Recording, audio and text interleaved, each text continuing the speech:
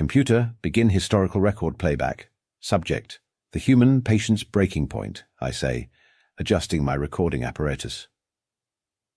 My name is Kaz Thrax, Senior Historian of the New Galactic Archives, and I'm here to tell you about the day everything changed. Oh, you want to hear about the humans? I chuckle, my secondary breathing sacs wheezing slightly. Get comfortable, young ones. This isn't your typical historical lecture. This is the story of how the most underestimated species in the galaxy made everyone else look like primitive cave dwellers. You see, the Galactic Council, those pompous bags of mostly water, thought they had it all figured out. They sat in their crystalline towers on Centauri Prime, making decisions for thousands of species across millions of worlds.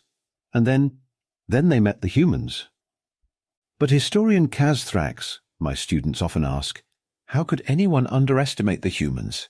Everyone knows they're... And I have to stop them right there. Because you see, that's the most delicious part of this story. The Council, in their infinite wisdom, pause for sarcastic effect, classified Earth as a manageable death world when they first discovered it. Can you believe that? Manageable, huh? They saw the humans' primitive fusion drives, their quaint planetary defense systems, their limited colonial presence. Oh, how cute, they said. They're trying to be a spacefaring civilization.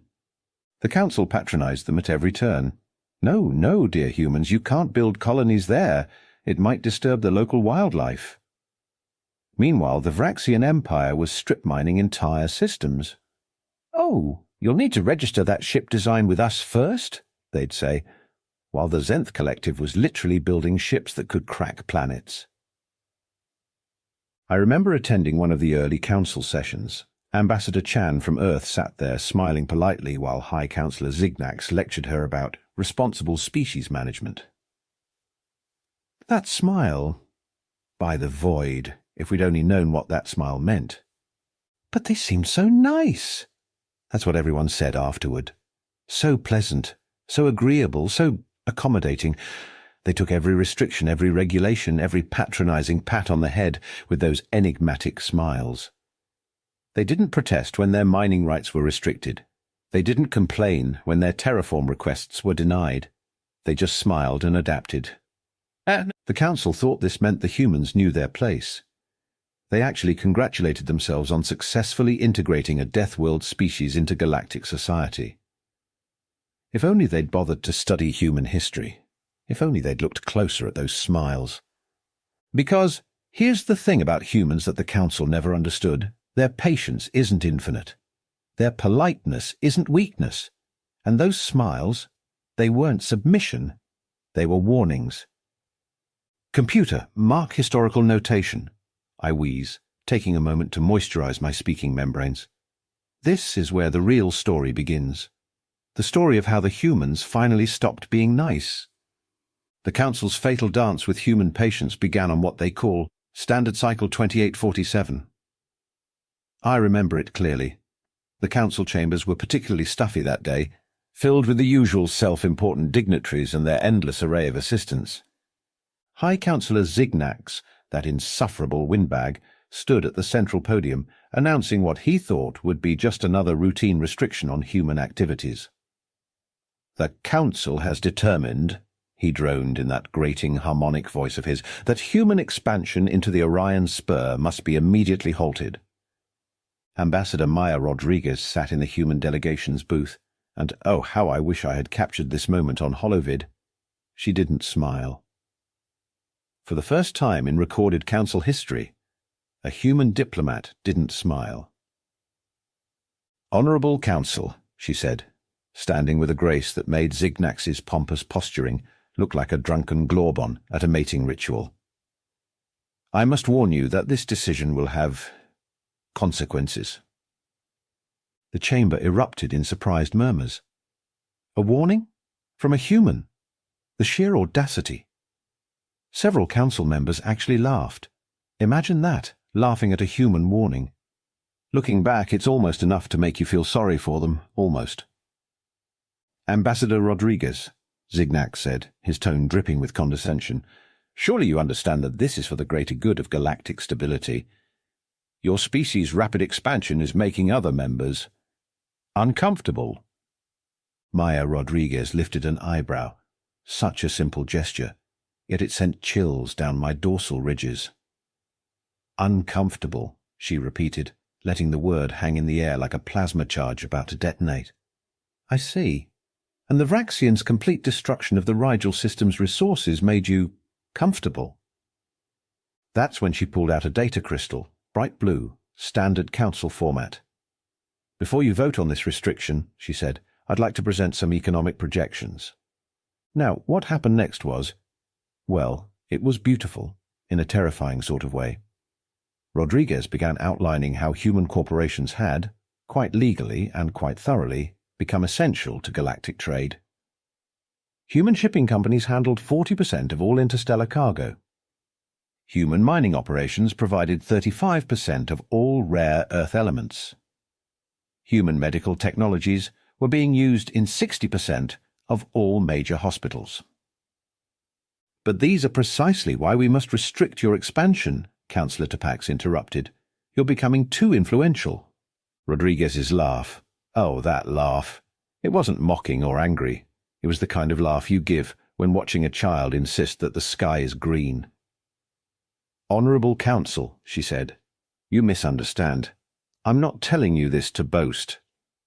I'm telling you this so you'll understand why restricting human expansion would cause an immediate 47% drop in galactic economic productivity.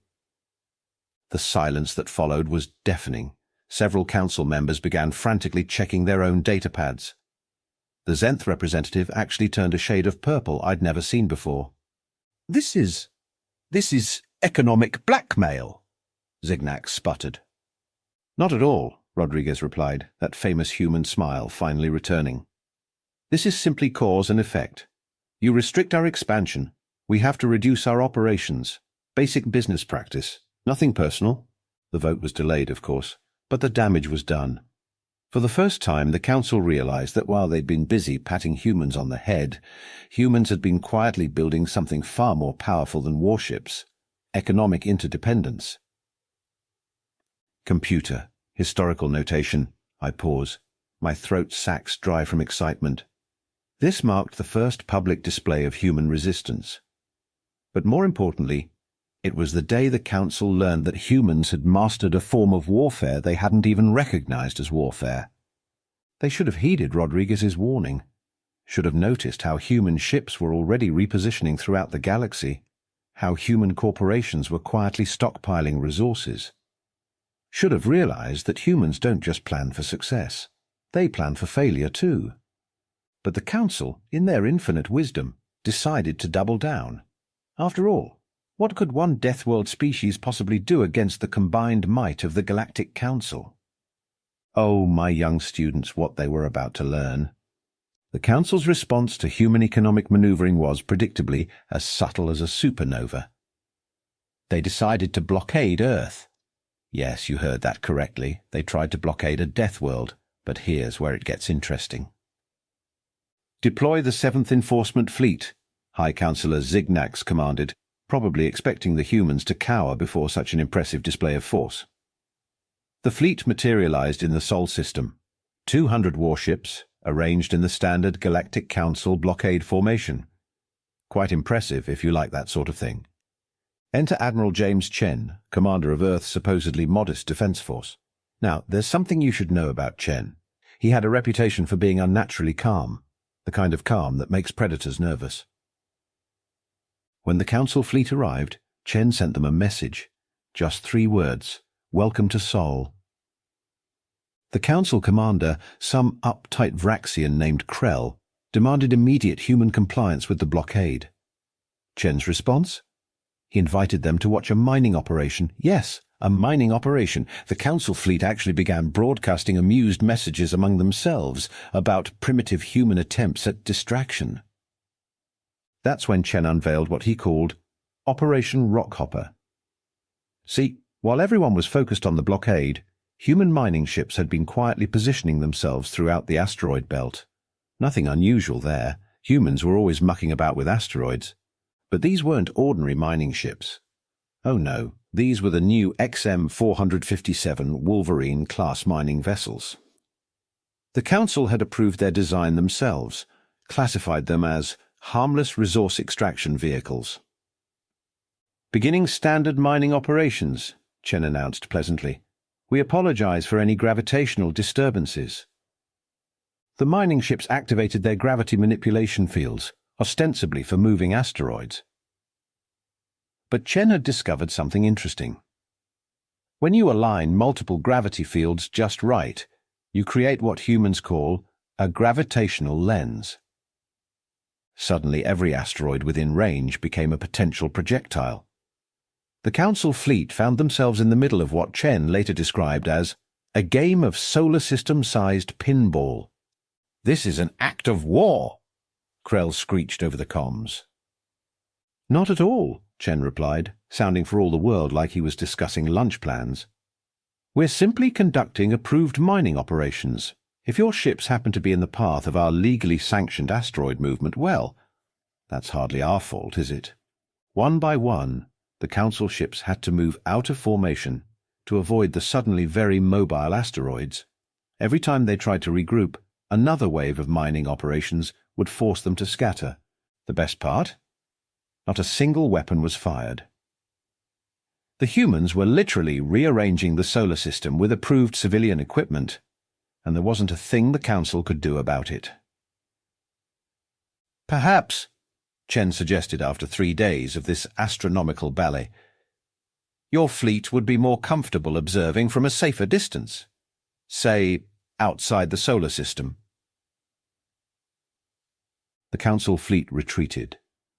They called it a strategic redeployment, but everyone knew what it really was. Earth's orbital lanes were now clear, and humanity hadn't violated a single Council regulation. "Computer, mark historical notation," I say, my speaking membranes quivering with excitement. This incident became known as the peaceful persuasion among humans. Among Council species, it was called the asteroid humiliation. But while everyone was focusing on Chen's masterful display of military passive aggression, something far more significant was happening. Human ships across the galaxy were quietly changing position. Supply lines were being rerouted, and in thousands of seemingly unrelated locations, mysterious equipment was being installed in human mining operations. The Council, still reeling from their failed blockade, completely missed these preparations. They were too busy trying to find a way to classify gravity manipulation as a weapon, retroactively, of course. They should have been paying attention to the bigger picture. Should have noticed that every human smile had disappeared.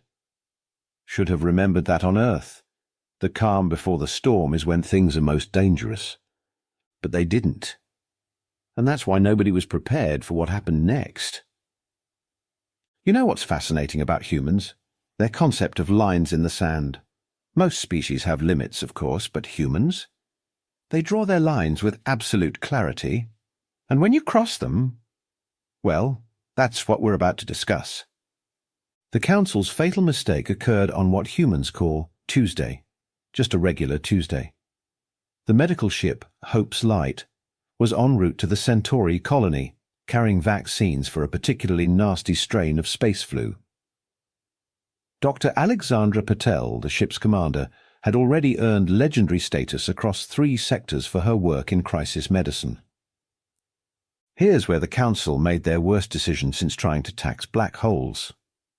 Some brilliant strategist decided that the best way to show humans who's really in charge was to make an example of this medical ship. After all, it was just doctors and nurses, right? The Council enforcement vessel, Justice Bringer, intercepted Hope's Light at the Proxima checkpoint. Their commander, some trigger-happy Zenth named Vax Tull, demanded an extensive inspection, citing suspected contraband. Dr. Patel's response was recorded for historical preservation. "This ship carries 20,000 doses of time-sensitive vaccines. Children will die if we delay. Please confirm you understand this fact." Vax Tull, displaying all the wisdom of a concussed Glorban, ordered his gunners to fire a warning shot. The plasma burst grazed Hope's Light's medical bay. No one was hurt, but 3,000 doses of vaccine were destroyed. Now let me paint you a picture of Dr. Alexandra Patel. Before this moment, she'd spent 30 years saving lives across the galaxy. She'd treated species that could kill her with a sneeze. She'd performed surgery in zero gravity during pirate attacks. The woman had endless patience. The transformation in Dr. Patel was remarkable. The security footage shows her standing at her command console, still wearing her medical whites. But her expression? That's what we now call the look. "Computer," she said, her voice carrying the kind of calm that makes survival instincts scream in terror. "Initiate Protocol Nightingale." Nobody knew what Protocol Nightingale was. Turns out every human medical ship had hidden capabilities. Not weapons. Humans are cleverer than that. Instead, they had what Dr. Patel called defensive medical systems. Hope's Light's hull suddenly sprouted what looked like standard medical scanners. Except these scanners weren't searching for diseases. They were mapping every weakness, every vulnerability, every potentially fatal flaw in the Council ship's design.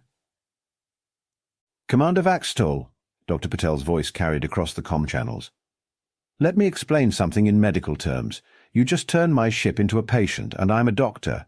I know exactly where to operate." Those medical scanners? They could pinpoint structural stress points with surgical precision. The ship's maneuvering thrusters? Calibrated to create pressure differentials that could snap a vessel's spine like a brittle bone. "You have exactly 10 seconds to power down your weapons," Patel announced. "After that, I'll be forced to perform emergency surgery on your ship. I should warn you, the survival rate for this procedure is exactly 0%. Vaxatul surrendered. Smart move." But it was too late. Dr. Patel sent a message to Earth. Just 3 words. They killed children. The response came from every human ship, station and colony simultaneously. A single phrase broadcast on all frequencies: "No more nice." Humanity issued what became known as the 12-hour ultimatum. Ambassador Rodriguez delivered it personally to the Council. I was there. I'll never forget it. She walked into the Council chamber, no longer wearing the traditional diplomatic robes. Instead, she wore what humans call a business suit. Black, crisp, and somehow more terrifying than battle armor. "In 11 hours and 58 minutes, she announced, "humanity will demonstrate why Earth is classified as a death world. You have until then to surrender unconditionally." The Council laughed. Actually laughed. "And if we refuse?" High Counselor Zignax asked. Rodriguez smiled. Not the diplomatic smile, not the patient smile. This was something new, something that made my survival instincts want to burrow into the nearest planet's core. "Then we'll remove the Council," she said simply. "Not with warships, not with weapons. We'll simply stop being nice." "You'll stop being nice," Zignax repeated mockingly. "That's your threat?" Rodriguez nodded. "We've spent years building your medical facilities, managing your trade routes, running your mines, maintaining your ships. Tell me, Counselor, what happens when every human doctor suddenly decides to take a day off? When every human transport pilot decides they need a vacation? When every human technician decides to stop being helpful?" The Council chamber went very, very quiet. 12 hours, Rodriguez repeated. "For once I suggest you make a wise decision." Computer historical notation. I pause, my speaking membranes dry with excitement. This moment became known as the Patient Zero, the instant when humanity's legendary tolerance for bureaucratic nonsense finally ran out. The Council had 11 hours and 47 minutes to consider what a galaxy without helpful humans would look like. They spent 10 of those hours arguing, of course. Typical. But in the background, human ships were moving with synchronized precision. Human stations were powering up systems nobody knew they had. And in every sector, on every world, humans were preparing to demonstrate why you should never, ever mistake patience for weakness. The Council's time was running out, and with it, their chance to avoid learning exactly why humans came from a death world. When the 12-hour deadline arrived, the Council still hadn't responded. In their defense, they were busy arguing about proper voting procedures for surrender protocols. Politicians. Am I right?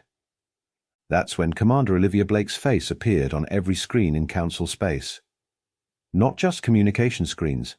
Every screen. Entertainment devices, medical displays, even personal data pads. Nobody ever figured out how they managed that. "Good morning," she said, looking like she was about to announce a weather report rather than humanity's revelation of power. "We tried being nice. We really did. But since you're determined to learn this lesson the hard way..."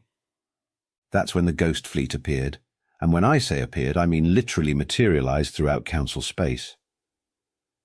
Remember those mining operations I mentioned earlier?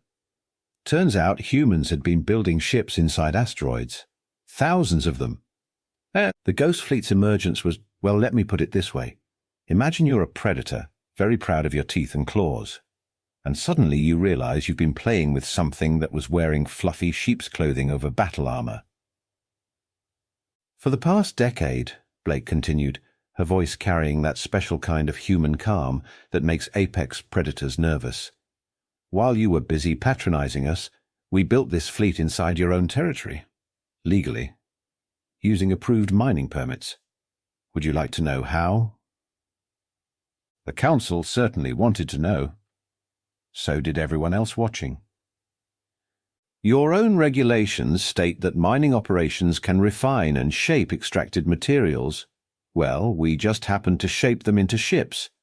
Fully armed, completely operational ships, hidden in plain sight, because you never bothered to ask what we were building with all that metal." The Ghost Fleet's design was unconventional. No standardized Council configurations here. These ships looked like they were designed by someone who'd read How to Build a Warship and thought, nice guidelines, but what if we made it scarier? "You see," Blake continued, examining her nails like she wasn't currently commanding the largest reveal of military might in galactic history. "Humans have this saying, hope for the best, prepare for the worst. We hoped you'd treat us as equals. We prepared for you not to." That's when she triggered what humans call a demonstration. Every Ghost Fleet ship activated their shields simultaneously. The energy surge was so massive it showed up on sensors 3 sectors away. "Those mining lasers you approved? Turns out they work really well for precision strikes. Those gravity manipulators, excellent for tactical maneuvers. Those medical scanners, perfect for targeting. Funny how that works out." The Council's military advisors were having collective nervous breakdowns. The Ghost Fleet wasn't just powerful, it was completely unlike anything in their tactical databases. How do you fight an enemy who turns civilian equipment into weapons you've never seen before?